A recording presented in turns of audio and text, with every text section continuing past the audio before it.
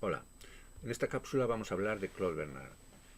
Claude Bernard fue un médico francés que nació en 1813, murió en 1878 y que representa una transición en la medicina de su época, porque introduce el método experimental. Hasta ese momento, lo que primaba en Europa, desde el punto de vista médico, era la doctrina o la teoría de Virchow. Virchow introdujo la teoría celular, la idea de omnis cellula e célula, es decir, que toda célula procede de otra célula. Su idea, la idea de Virchow, era la idea de una república celular, sin centro. Cada célula en sí misma representaba la totalidad de un organismo y no había una totalidad más allá de la totalidad que representa cada célula.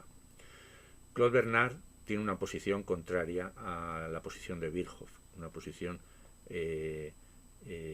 teórica que fue confirmada además por los hallazgos de Cajal en España, que demostró que no había un sinsitio o una totalidad celular, sino una independencia celular. Había neuronas que estaban unidas por sinapsis y no un sinsitio, como se proponía hasta ese momento. Sin embargo, Claude Bernard sí que propuso experimentalmente, independientemente de que no existiera un sinsitio y que existieran células, la función del organismo como totalidad. Él planteó el organismo como una totalidad funcional. El punto de vista científico de Bernard era empírico, experimental, de hecho introdujo la experimentación y el aislamiento de los procesos que estaba analizando en medicina, en laboratorio. Al mismo tiempo era determinista, racionalista. Él pensaba que todas las reacciones y todos los fenómenos que ocurrían en el ser vivo tenían una explicación causal y hizo varios descubrimientos en este sentido. Claude Bernard representa, por lo tanto, en esta segunda mitad del siglo XIX, una transición de la medicina, de una medicina más especulativa, aunque ya empezaba a ser positiva con Virchow o con Swan y Sladen, que descubren la célula. Virchow generaliza el papel de la célula en la patología celular, o sea, describe lo que va a ser en el futuro la patología celular.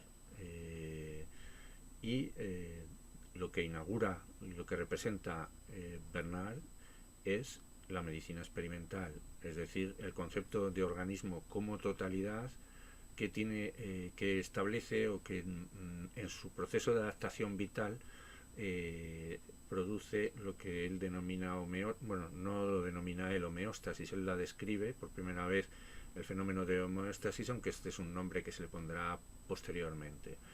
Las aportaciones, en resumen, que hace la medicina experimental de Bernard son el estudio de la función digestiva del páncreas, la función glicogénica del hígado, establece los principios generales de la farmacodinamia, que posteriormente sería una de las partes fundamentales de la farmacia, de la administración de medicamentos.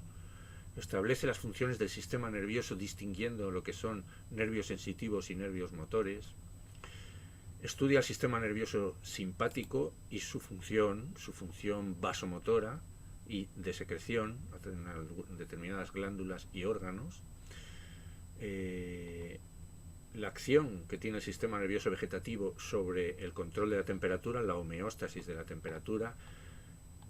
Inicia el concepto de oxigenoterapia y la inyección intravenosa de suero fisiológico y establece el concepto de equilibrio o homeostasis, como estamos diciendo, que posteriormente dará lugar a un desarrollo mucho más sofisticado a partir de Walter Cannon y de sucesores de Walter Cannon como Seeley, que describen el síndrome general de adaptación, ¿no?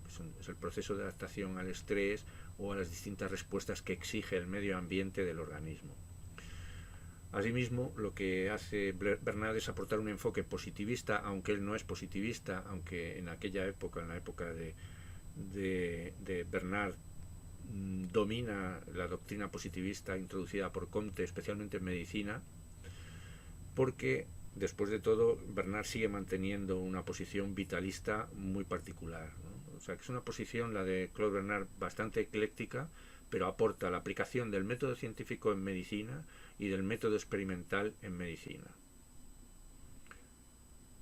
Gracias.